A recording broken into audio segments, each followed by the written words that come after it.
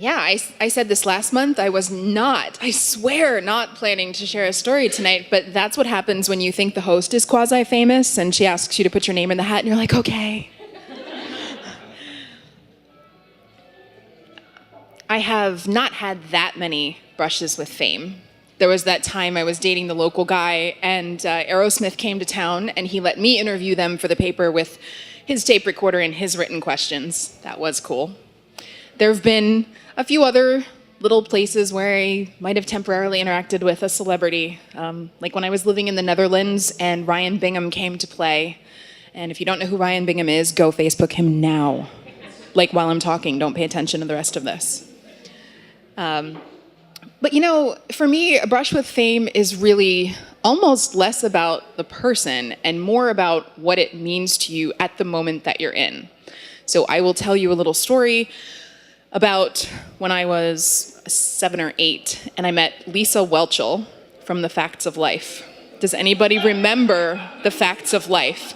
Let me explain to you, for those of you who don't know, she had this hair and this way about her. And at the time, in the 80 whatevers, there wasn't a girl who didn't kind of want to be one of the characters on The Facts of Life.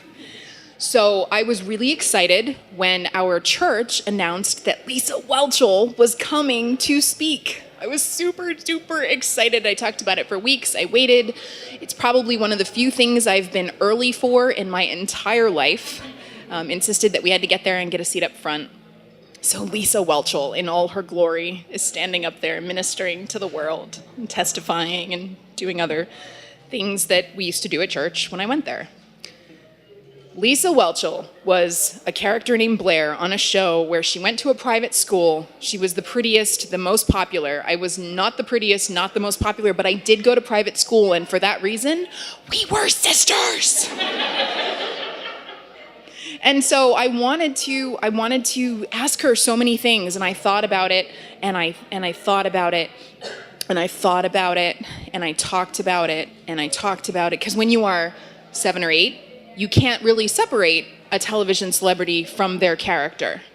And it's so real.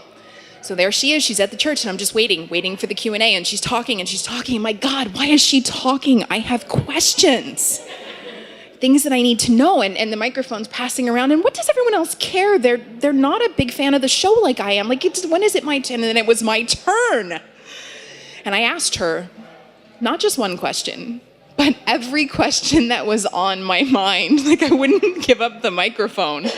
I asked her what kind of car she drove and what kind of house she lived in and where she lived specifically, and if she had a boyfriend, and if she had a butler or someone to clean up her house for her, and what time did she have to go to bed. I asked her what color her sheets were, what color was the car that she said that she had. I asked her how old she was, and she never answered. But I just, I was so excited because it was my moment with her. She was an idol of the time. And when I finally stopped and just stared in fangirl amazement, she finally got a word in edgewise.